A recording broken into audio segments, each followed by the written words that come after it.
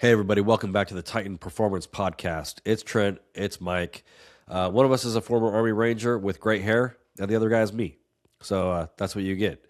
But speaking of Army Rangers, it's funny. You guys have probably been listening to the podcast for a little bit now, and obviously, like you understand how far Mike made it into the the hierarchy of the Ranger Regiment.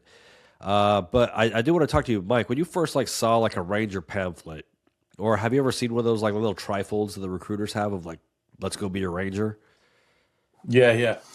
I've seen the little recruiting pamphlets before. What specifically are you talking about, though? Well, so one of the things I want to talk about today is when you look at those pamphlets and it says Rangers are snipers, free fall, dive, like all the things that a Ranger could possibly be. Can you Yeah, kind of like, I want to kind of break out like what that actually means for the community versus the individual, and like one of the things I like to focus on is just how difficult it is to be good at any one of those things. yeah.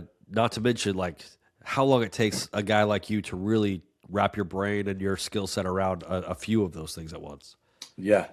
No, that's a good point. Yeah, a lot of people think that if you're a special operator or especially like a tier one operator or whatever, that you're probably like Jason Bourne with a pistol, plus like the best professional Red Bull skydiver on planet Earth, plus the best pro triathlete on planet Earth, plus, like the biggest, the strongest CrossFit coach. You know what I mean? Like, it's just not the case.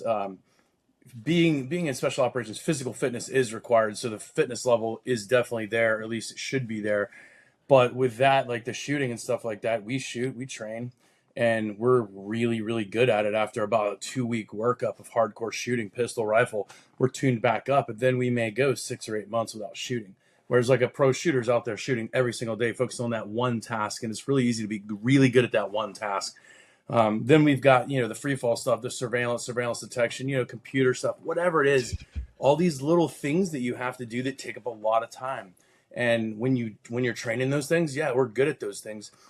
But we're like the way I look at it, it's like a Swiss Army knife. There's all these different tools, and you got to be good and be able to use whichever one you need at the time. But it doesn't mean that we're experts at all this stuff. Like, for example, a lot of the special ops guys that you guys see out there that were like former Delta Force dudes or SEAL Team 6 dudes or Rangers or whatever that are out there teaching tactical shooting, Navy SEALs, whatever.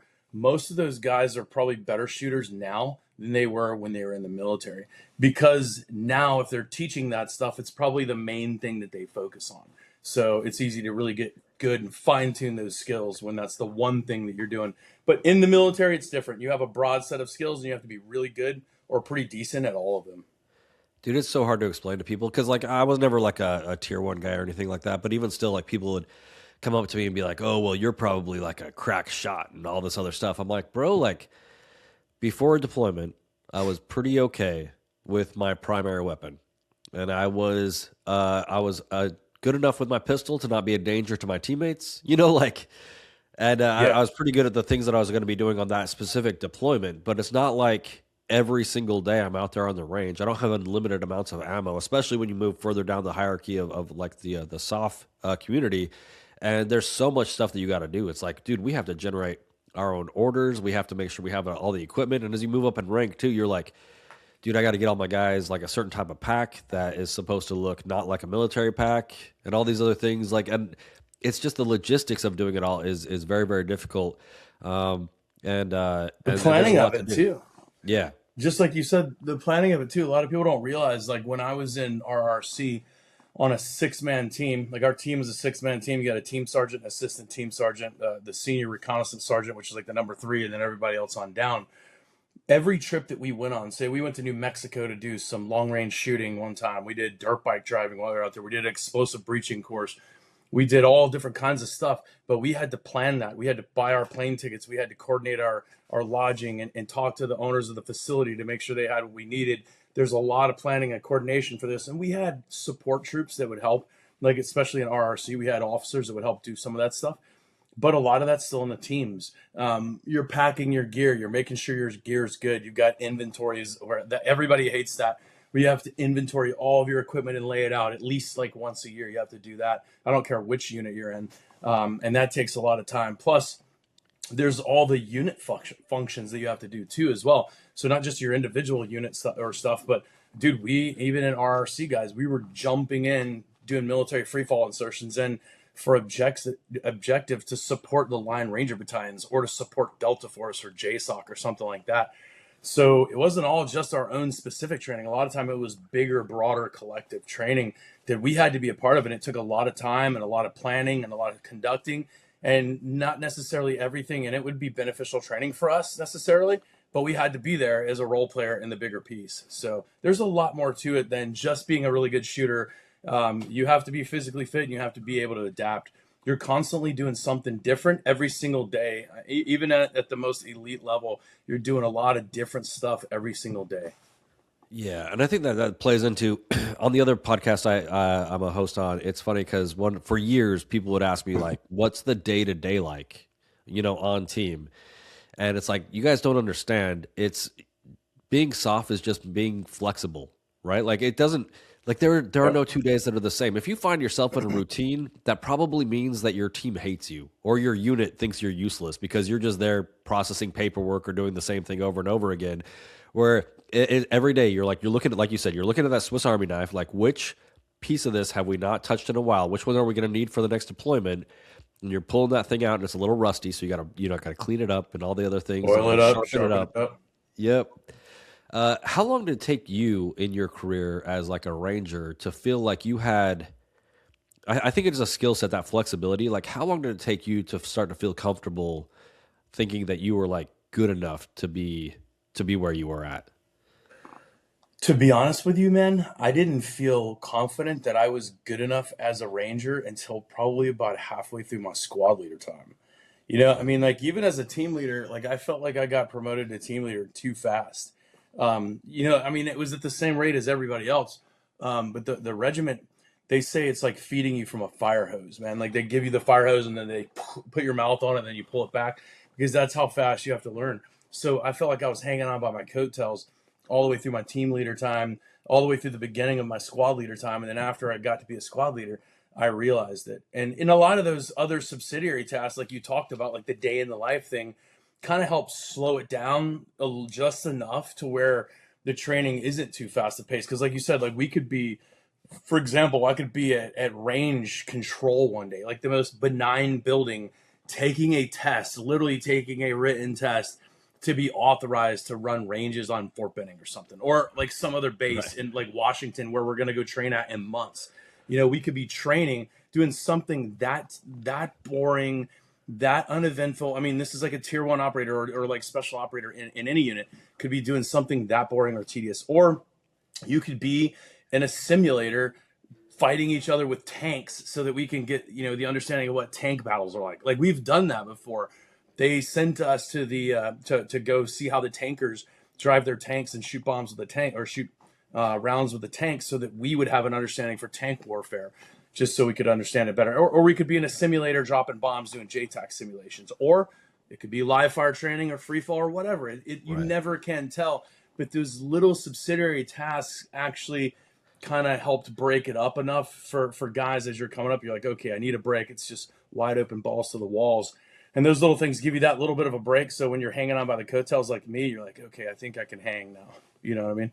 Yeah. Well, and it helps too, I think, as you get older, when the new guys show up and they start asking questions and you start answering the questions and you're like, okay, I do know some things. I do have experience. Yeah. At least I'm not that guy anymore. But yeah, I agree with you. Like I don't think I ever mastered anything in my career. Like I was just always trying to like just keep up with the fellas. And it's so funny when you talk about that stuff too, because it's like I remember when we first got the side by sides, like the razors, right?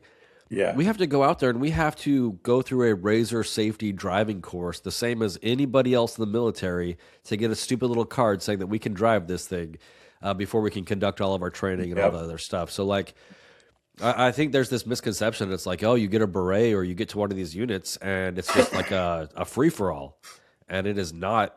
And then there was another thing. I remember this one time we were sitting in our big like conference room, not conference room, like a auditorium. We had a bunch of the Vietnam vet guys in there, and our commander was up front, and he was reading this list, this ridiculous list of all the things that we're supposed to be qualified on as individuals. And he read that, and one of the Vietnam guys was like, "Hey, there's no way that a single dude can do all of those things." Yeah. And our commander, like, some offense, like he was like, no, all my guys are totally proficient in all of these things.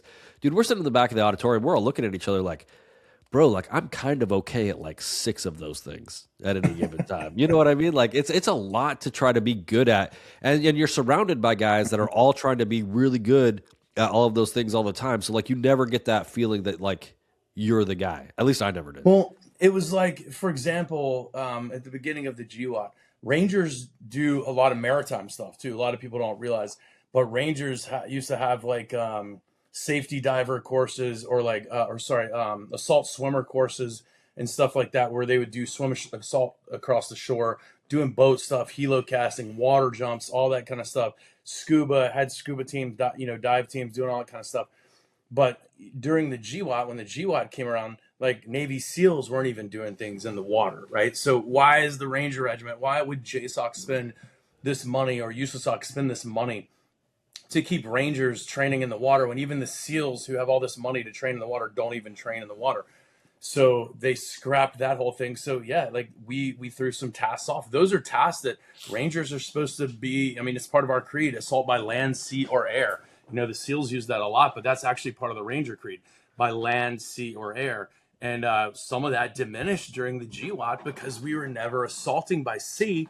So a lot of that training went to the side. We stayed very minimally proficient at it, but that's about it. And then the land stuff or the airborne ops, because there was a lot of jumping going on over there, especially freefall stuff. So we stayed up, like we did away with our dive program, put that on the shelf, and then increased the budget for our freefall program. So yeah, man, things have to shift. Yeah, it's hard. I do remember a story about the SEALs trying to get some of their dive stuff into Iraq just in case we need to do a dive mission, guys. And everyone's kind of laughing. I was like, guys, let it go. You're not doing a dive mission in Iraq. Like the only it's water crazy. missions that we did was in Iraq, and we used the Navy's like special boats to go up the river and raid targets in Iraq and Baghdad back in the day. Yeah, like a lot of like riverine stuff, but not. Yep. I didn't hear about. At least I'm not aware of any of the like actual dive missions. Like with the Yeah. draggers and all that other stuff. But I know from where I was sitting though, the Rangers, everybody kind of has like specialties, and I think this goes for like unit to unit and also individual to individual. But I know for us, if you wanted to get good at breaching, you go to like a Ranger Master Breacher course, or you get a Ranger Master Breacher to come over and teach your guys. And at least where I was sitting, like you guys were really well known for your breaching skills. Yeah, we had a really good breaching program. That was one of my things for a bit. I was a master explosive breacher and helped teach our explosive breaching course at 3rd Ranger Battalion for a little bit. So yeah, I did a lot of breaching. Yeah, we were really good at it. Us with the Delta Force dudes, we played with that explosives a lot. We tested it on all different types of structures, rebar, concrete, you name it, reinforced concrete, different types of concrete, steel, wood, you name it. We tested all that different stuff. And we actually built a lot of the formulas that are currently used to protect dudes from that. That came from the trial and error of Rangers and like Delta Force dudes blasting charges, blowing stuff up and playing with the mathematics and putting sensors out there to see what the body can take. And we pushed the limits too far a lot. And I've got TBI from a lot of that, but it was fun though. Yeah, there's a bunch of guys walking around that can't remember what they had for breakfast this morning, but it all worked out. But like that goes like unit to unit. Like everybody kind of has their thing that they're good at, and then like as a team leader, when you look at all of your individuals, instead of everybody being really good at everything, you're going to have guys that are better at one thing or another. How does that play into like the team dynamic, and do you let guys just kind of like delve into the things that they're really interested in as long as they're meeting the minimums across the board? Yeah, I think that's a good way to do it. And I think Special Forces is actually really good about that because they have the different dudes, the different MOSs on the teams, and those dudes dive into it. We did that in the regiment as well. A lot of times guys would do, I forgot what they call it, but it was like a period of time, every training cycle, we'd have about a month where everybody could choose courses like advanced medical stuff, live tissue stuff, EMT, pistol, rifle, sniper, whatever type of specialty school they wanted to go to. And guys could dive down that rabbit hole. And you would see guys in the line that just love the shooting stuff. Then they'd start doing the long range stuff. those dudes would trickle over to snipers eventually, and then those would be some of our battalion snipers. So, and then the snipers, they like it was good in the regiment. Our snipers were allowed to go to any other sniper school. They would go to the Marine Corps High Angle Sniper School, Special Forces Sniper, SODIC. That was still a course, that was pretty common to our guys. But they would go to a lot of other foreign military sniper courses and shooting competitions and stuff as well. And it's good because if you have a guy who really likes something and you really let him run with it, he's going to be really good at it, man. It's his passion. So I think that's a good way to go. And I think most SOF units actually allow that.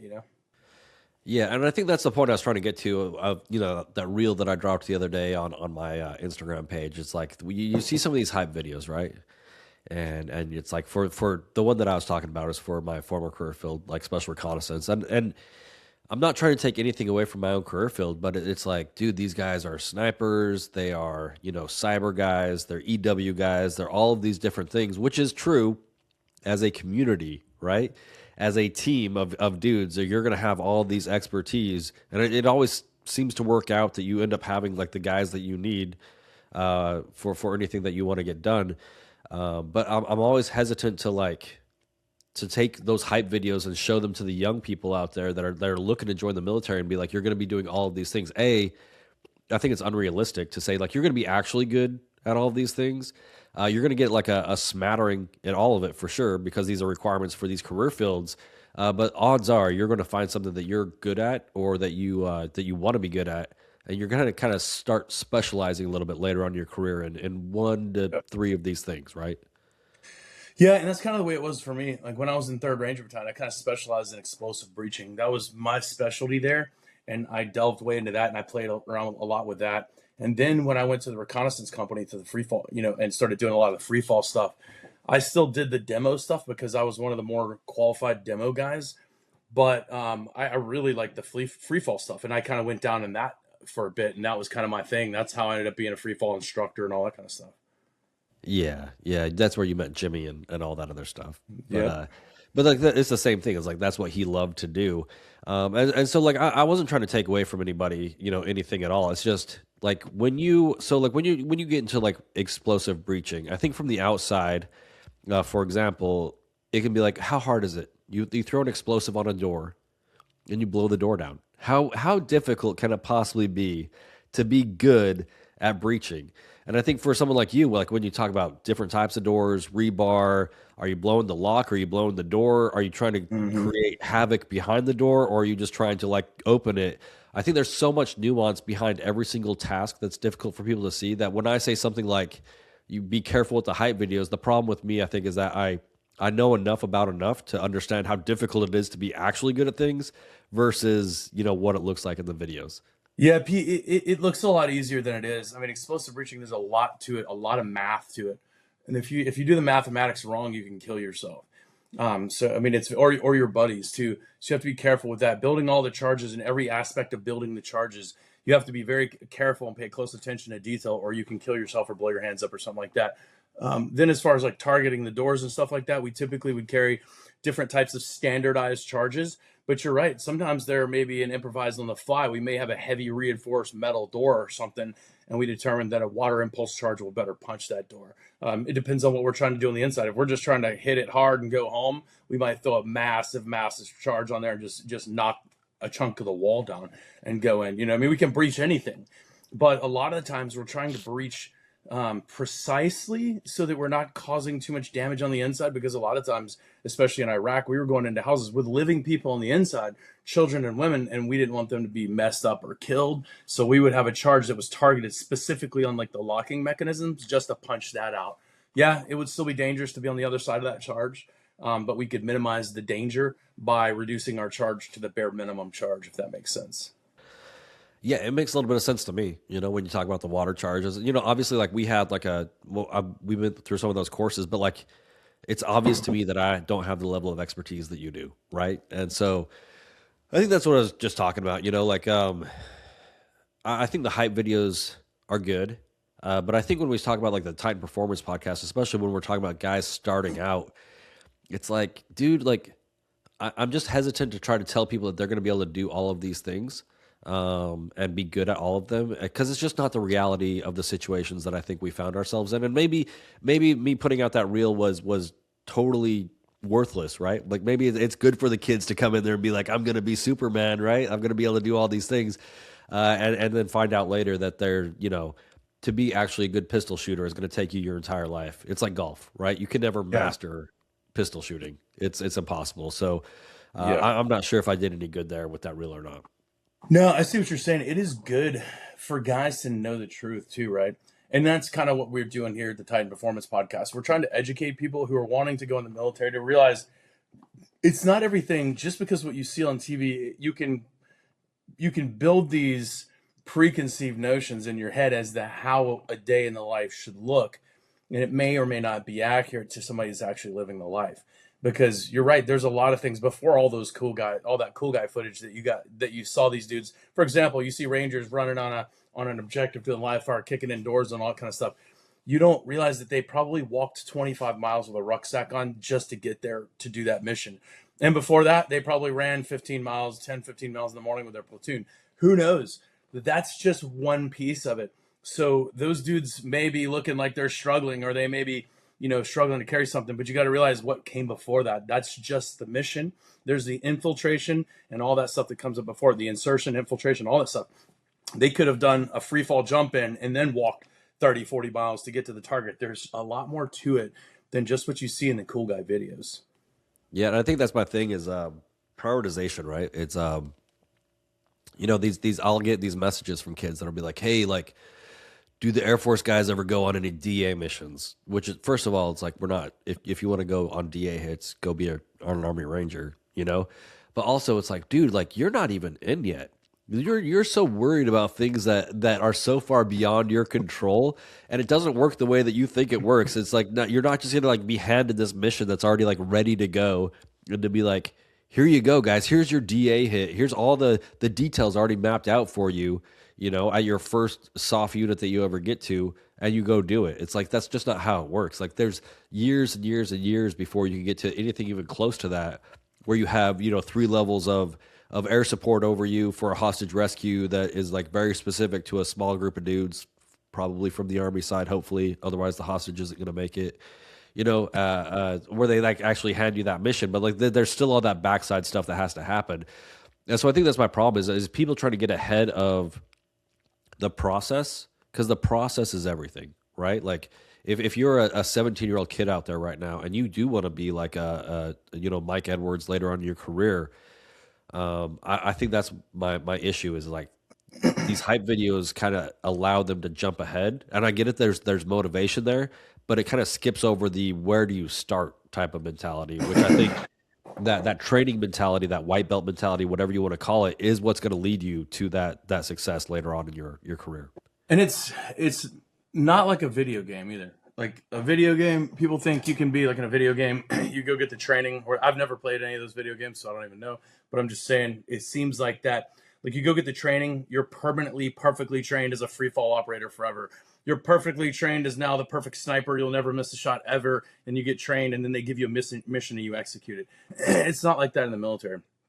You could be sniper qualified, like I was, and then not use that for years and years and years, and then have a time where you need to use it, and you have to go through a refresher qual on that because you're rusty at that rifle, just like I am now after being retired and having not shot a sniper rifle in a while.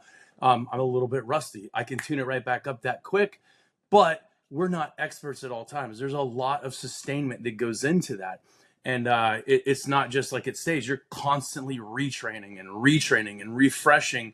And the units that I noticed, so for the guys out there looking to join a unit and which unit to join, one of the things that I noticed from my career, having spent in the Ranger Regiment funds training, man.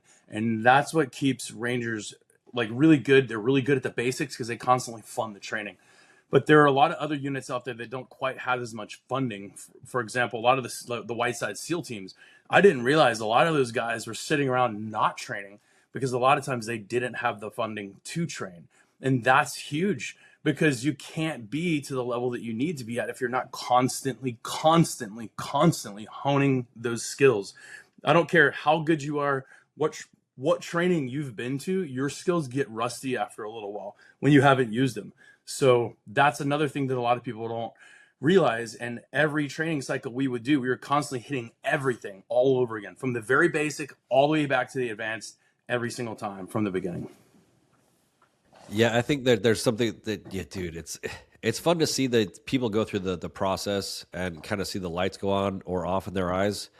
So like in the training pipelines, when the trainees realize that this level of dedication, the physical performance that's required of you at the very beginning, is going to be required for your entire career, and then you start building stuff on top of that, and it's like, oh, so every pre-deployment we have to go and do all the shooting all over again. It's like, yes, you have to do it. There's no such thing as advanced shooting, really. You have to go start over with the basics all over again, right? But I think the guys that really are successful are the ones that just fall in love with that, right? Like, hey, like Mike, we need you to get back on the long gun. What do you got to do to get there? And you have to take your ego out of it and be like, dude, I need a 2-month refresher on getting back to be able to hit targets at the distance that you need me to hit consistently. Yeah. And I think that's a huge part of it too, is like, dude, like I haven't jumped free fall in a while. What do I got to do? I got to start over from almost the very beginning. Like I need to go do some day slicks. I need to do some day equipments, and then I need to like start working into the night and the NVGs and all that other stuff. Cause like you said, like you don't stay trained. It's all of these things are perishable skills, and you hear it over and over and over again. And yeah, it's after you're retired and you go to the range again, it's a real quick reminder that it's like, dude, I haven't fired my pistol enough. It's not that easy to hit my target at 7 meters. And that's another thing that you brought up too that's surprising to me. I didn't realize that, having come from the Ranger Regiment, right? So the Ranger Regiment, the way they look at it is if it's required for a mission, which is like physical fitness, marksmanship, medical, mobility, insertion, whatever that is, free fall, parachuting, whatever, those have to be trained. So we always train that. Like if you're a Ranger, you are current at free fall or static line, whatever your insertion method is for whatever team you're on. And I was surprised to see that outside. Like when I got out and started being a free fall instructor, I was training teams from like SF, like Green Berets and like Navy SEALs and like EOD guys and stuff that hadn't jumped in years and years and years. And I'm like, what? I didn't realize that some of these units don't even have the fun to do sustainment air ops, that was not anything I had to deal with in my unit, but that does exist out there in some units. Well, and there's a difference between maintaining your airborne pay. At least for us, it was like I think you had to jump quarterly. There's like a rolling quarter where you had to and being jump proficient. every quarter. Yeah. Yeah, there's a huge gap between maintaining your pay and being proficient, especially as a team and landing where you're supposed to land and all that other stuff. And then there's only so many airplanes out there. There's only so much fuel. There's only so much time. And the guys that like the Rangers obviously are doing a lot of the hits and doing a lot of the jumping. You got to prioritize that. Where I'm a special operations weather guy. What are the odds of me on the white side SOF having to do a free fall insert on my next deployment? It's pretty slim. So why would I get 200 jumps before my next deployment? It just doesn't make a lot of sense. So it's kind of like with us cutting the water program out. What's the chances of us doing, a waterborne insertion in Afghanistan or Iraq? So they shelved that temporarily. Still have the capability. Like you said, we still have on paper, check, yes, we are qualified to do waterborne insertions, but are we really Ranger? I'd say Rangers maybe nowadays, but if you looked at Rangers throughout the GWAT, we weren't really capable of a waterborne insertion, on a large scale because we didn't train it, because it wasn't needed. Yeah, and maybe some of my viewpoints on a lot of this stuff is it might be tainted because of being in during GWAT, right? Where we all kind of got really focused on the things that we were doing over and over again on our deployments instead of like special operations got a little less special, I think, over GWAT. And maybe the guys now are really a lot better at all these things because they have a little more white space to spend time training on more things and being good at more things. I know I don't sound very smart. They're gooder at more things than I was because I was just going to Afghanistan every 6 months. You know what I mean? Yeah. No, I'm sure they have the time, and there's a lot of good leaders there now that served the entire GWAT, right? And now they're post GWAT. And so a lot of those guys, I think, are realizing the very needed uh, option to be able to have a little white space. But not only that, to add pieces back to the training, some of those legacy tasks that have been Yeah. let go over the years, due to, just lack of time, to be honest. There's only so much time in a day, like you said. So do you look back and wish that you could have done more of the water training stuff, or anything else? Was there anything that you were like, man, I kind of thought I was going to do more of this, and it was just kind of like one of those things where, like, there was always like a few of those things that would come up every once in a while. Like, we might have this type of mission coming down, and I would have nerves about it because I'm like, I never really trained on that. Like you said, it was like a paper check mark thing Yeah. as opposed to real proficiency. Yeah, dude, the waterborne stuff, man. I love the water, man. Like I was I love to fish and go out on saltwater boats and swim and scuba dive and spearfish and do all that stuff.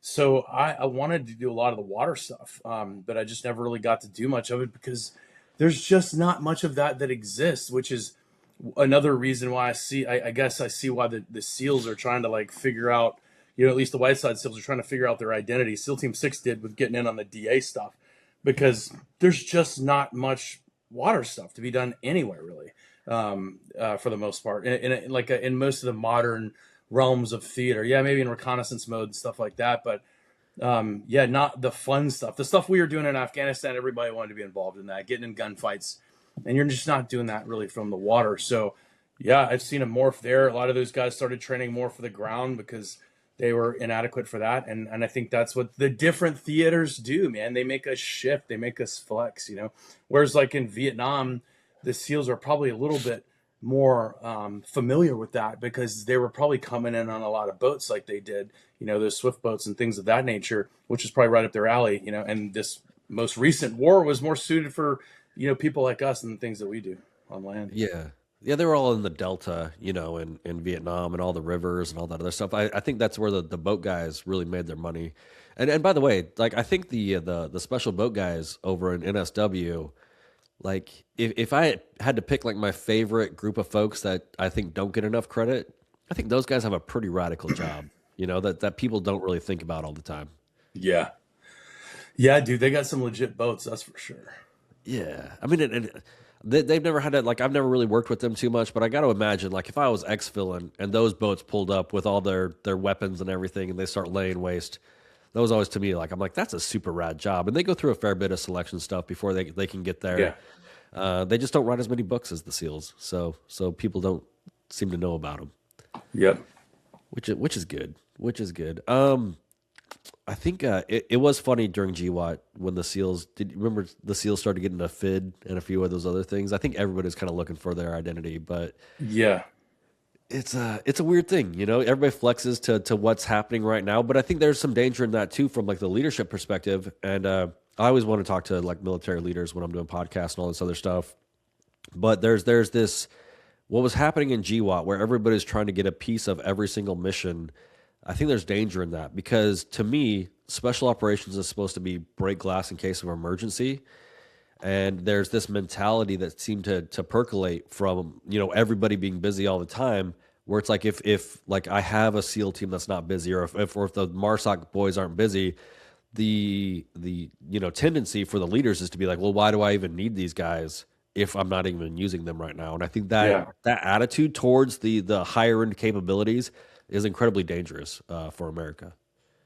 Yeah, and it ended up making a lot of soft guys do a lot of non-soft work in Afghanistan specifically. I saw the SEALs and the SF dudes a lot, and I mean, even a lot of the stuff we did probably was more conventional type stuff at times, just because there was just so much work, and our government at the time was so risk adverse that rather than sending the 82nd Airborne or something to go in and take a target, which is a total basic infantry target, they would send, Rangers and Delta Force or SEAL Team 6 or something like that, you know what I mean, to go hit that target.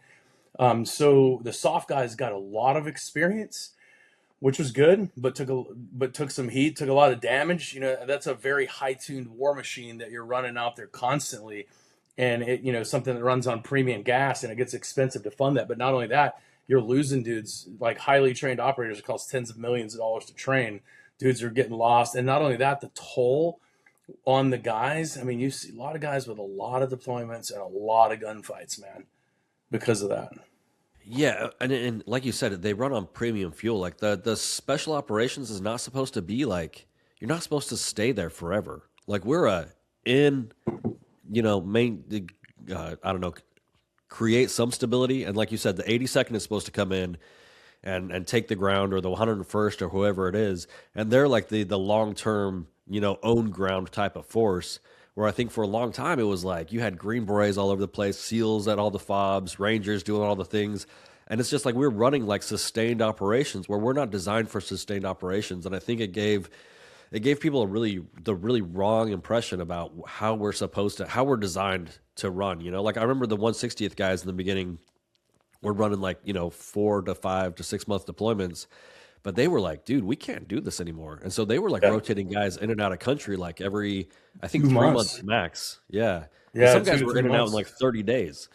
Yep. But because like you expect the expectations for these guys are so much higher. They're still humans. Like they can't be out every single night supporting every single SEAL team and Ranger team and whatever else team in country and flying at the razor's edge for 6 months at a time. Like Yeah.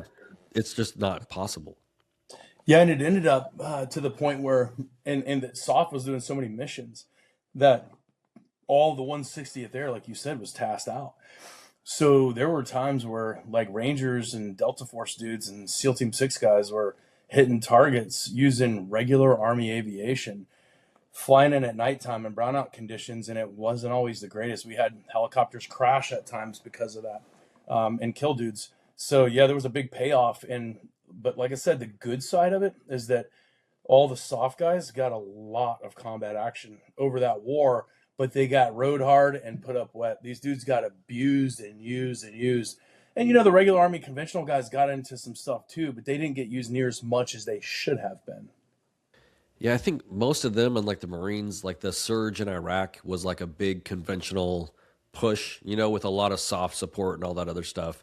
It seemed like in that, like we just didn't have the bodies anyway, right? When we were taking Fallujah and like going block by block, Yeah. like you had to bring in the Marines and the regular Army folks. And so like that's how it's supposed to really operate. Like you might have some SEALs Overwatch and some Marine Marsoc dudes sniper Overwatch, but like I don't know. It's just I'm a big like we need to make soft again. And if you're listening to this and you see the good stuff happening again, and soft being you guys are training up to the way that they should and getting all the skill sets that they should, please let us know because that'd be good to hear. But I think one of the things that I always heard was, especially for the tier 1 units, is they were designed for the guys to go up there and then for them to go back to like the Army or the Air Force and kind of like spread those skills around. And I think that just didn't happen for a lot of years because of how much they were used. Yeah, man, and that's specifically the Abrams Charter, which connects to the Ranger Regiment, and that's the whole purpose is for dudes to go and assess for the Ranger Regiment, do a period of time there as an NCO or as an officer, and then leave and go back to the conventional force and spread the knowledge. That was designed, I think, back in the '80s, I think 1984 roughly, but Rangers still did that for the most part with our officers mainly. So the officers would have to leave and they'd go away and come back for a little bit. But for the most part, enlisted guys got to stay in the regiment and go deployment after deployment after deployment. Although towards the end of the war, a lot of Rangers were having to go and serve in some conventional units and spread the knowledge. And I know guys hated it because you have to leave this unit with all this funding, with all this training, and go to a conventional unit. But ultimately, it does help the entire force.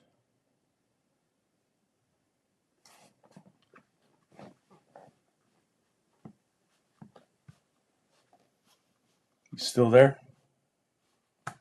Yeah, to sneeze.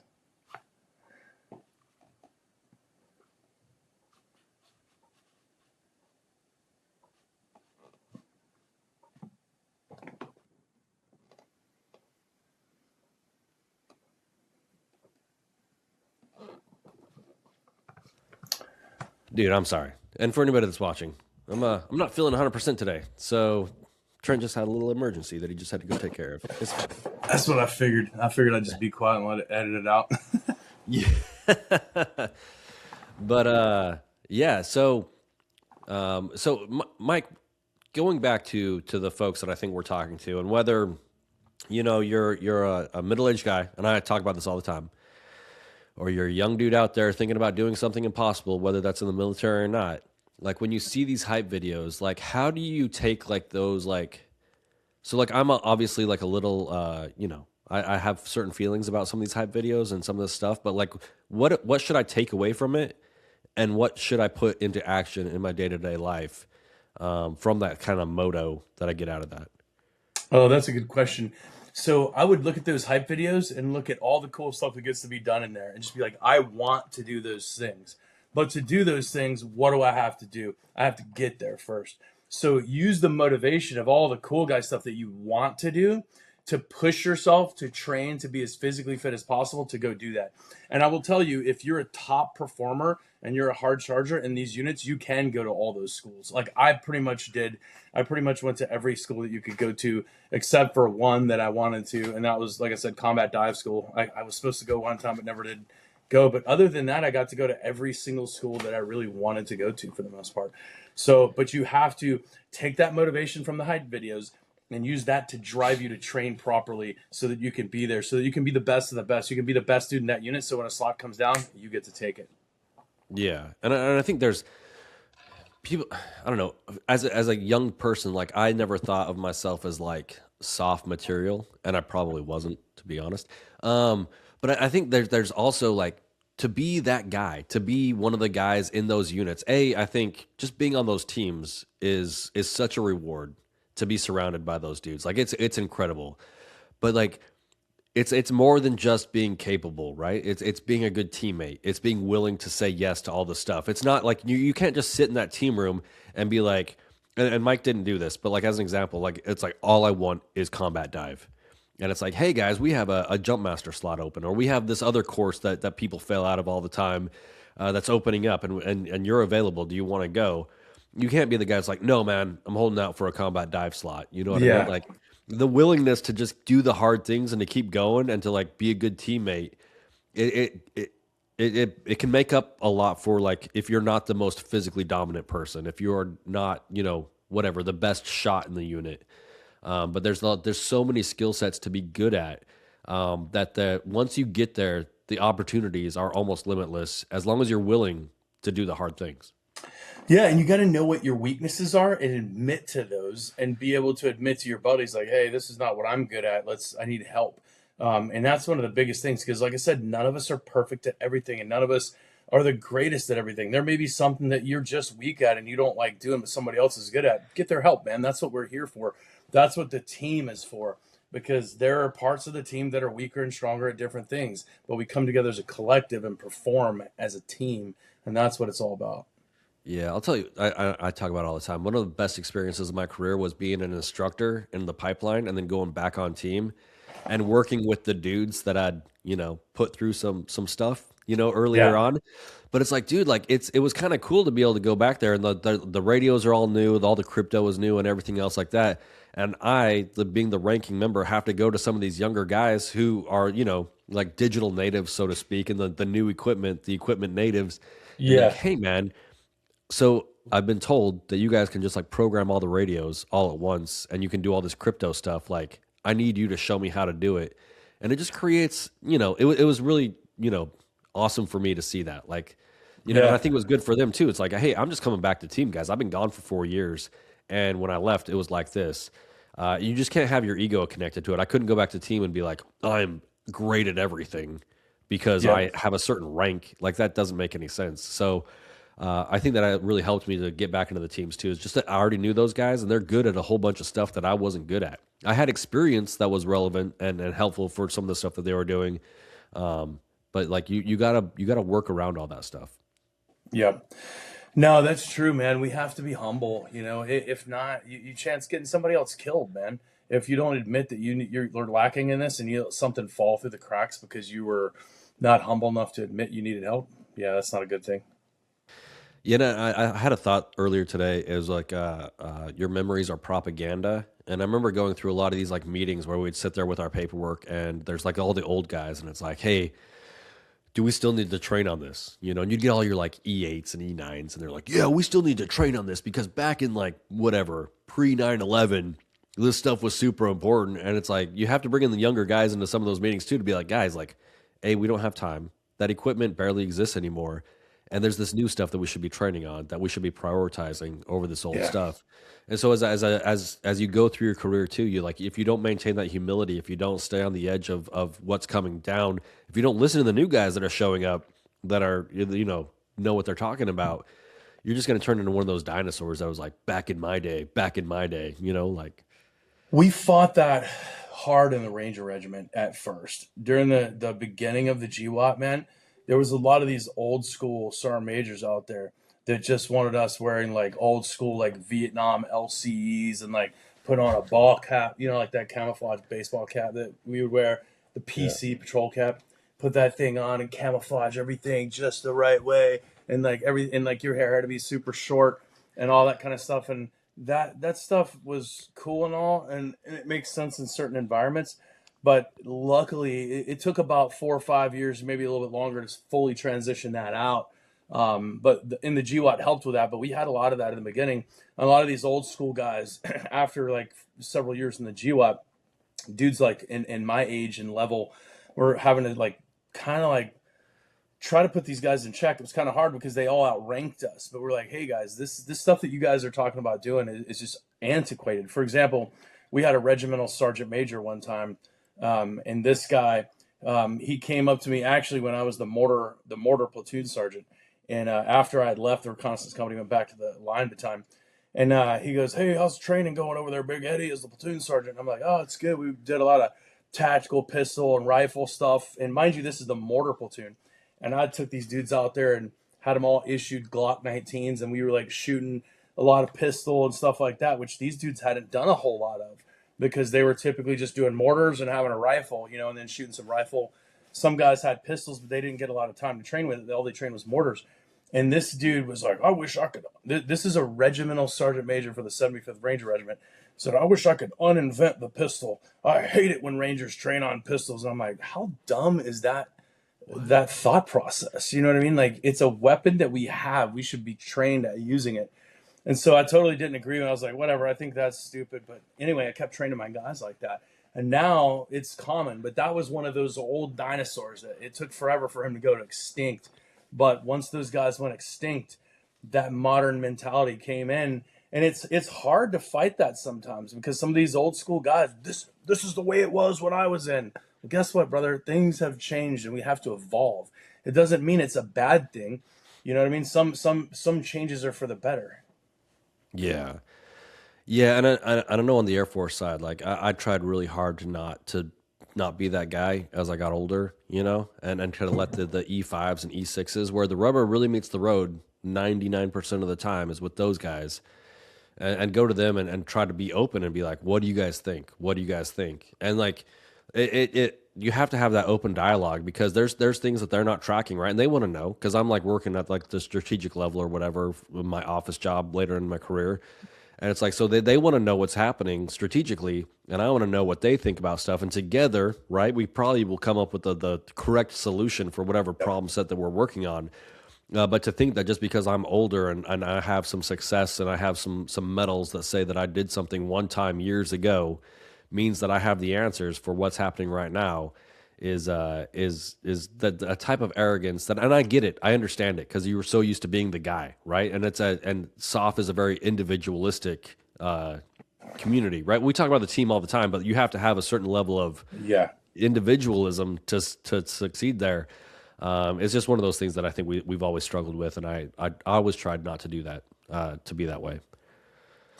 Yeah, me too. I always try to listen to my guys, man. And that's another thing, with this being, the Titan Performance podcast, how to perform better. And if you're those older leaders, remember to listen to your dudes. They're the ones out there in the, deep down into the nitty gritty more than you are, especially the higher level you get up. Always listen to your dudes. And not only that, if you have 6 dudes, that's 6 more brains that you can get into the fight.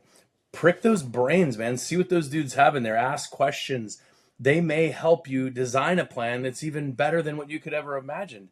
Just because we're the boss and just because we have more experience doesn't mean that we have the right answer all the time. We can come up with a great plan, but there may be something we're missing. And the youngest guy on the team, I've had it before. The youngest guy on the team points out a fatal fall. And you're like, dang, dude, didn't even think about that, man. Good job, incorporated in. And that youngest dude is now stoked because the boss just listened to his critique of the mission and it saved the mission. You know what I mean? That actually happened one time. So, and I'm sure it's happened a ton of times. That happened one time to me specifically when I was the leader, opened it up to my guys, pointed out something that was a fatal fall, like I said, that we didn't even recognize. Yeah, yeah, and it's good though. So that's one of the things too, is like as you grow up and you become a leader, like you got to figure out who you are, and you have to maintain that humility. But like you if you're not good at stuff, right? And you see this, if guys let their skill sets lapse or they're not confident as leaders, is typically when they're like, I don't want to listen to the new guys. I don't want to listen to the new guys, because deep inside they know that they're not keeping up with their physical fitness. They're not keeping up with their training. And even if you're not keeping up with that stuff, like but those things will lead to like this fragile ego syndrome where they don't want to listen to the young guys, right? Because they're like, well, I don't want them to know that they know stuff that I don't, whatever it is, right? Like Yeah. I'm in charge. I have more stripes. I have more whatever. But man, if you keep up with that and you have that confidence and that confidence that comes from that competence, I think it's a lot easier.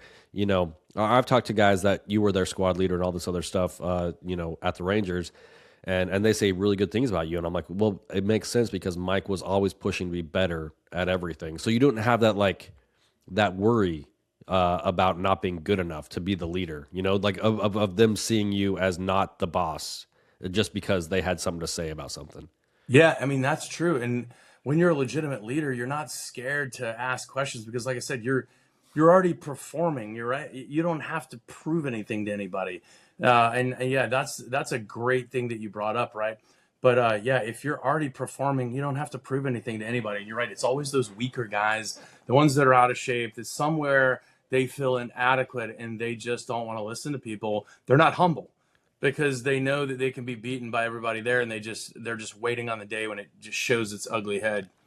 Yep, resting on their laurels oftentimes from something that happened, right after 9/11, we did this one mission and I got a whatever, and I'm just going to sit on that for the next 18 years. But bro, that was 30 years ago. Yeah, I haven't seen you in the gym You haven't done in a mission decade, since bro. then. Yeah, yeah, it's crazy.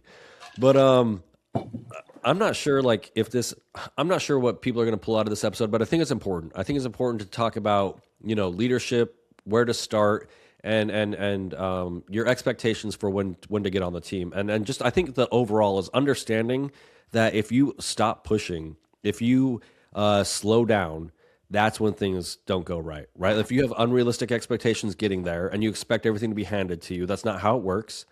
There's unlimited possibilities almost within these communities.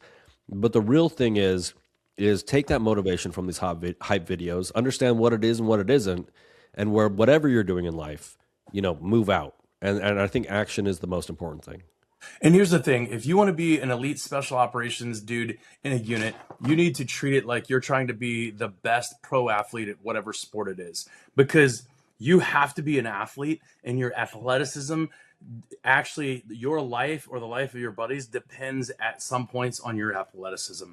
So the more physically fit you are, the better you can shoot under duress. The more physically fit you are, the easier you can carry your buddy a long distance and still drop him down at nighttime under night vision and stick him with an IV and save his life if needed. So you need to take this seriously. There are going to be times that aren't fun.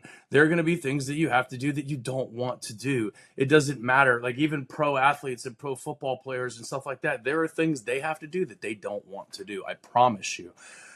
So it's not all, sugar and snowflakes or whatever you want to call it, icing and snowflakes. It's not.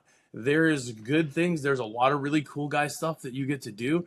And honestly, a lot of it, you probably won't even realize how cool guy it was until after you get out and are not doing it anymore. You're like, wait a minute, I used to get to fly on helicopters all the time with my legs dangling out, not attached to anything. And I can't do that anymore. You know what I mean? So take that stuff seriously, put everything you have into it, and treat it like you're trying to be the best on planet Earth. That's the thing. If you want to perform properly, you have to train like you want to be the top.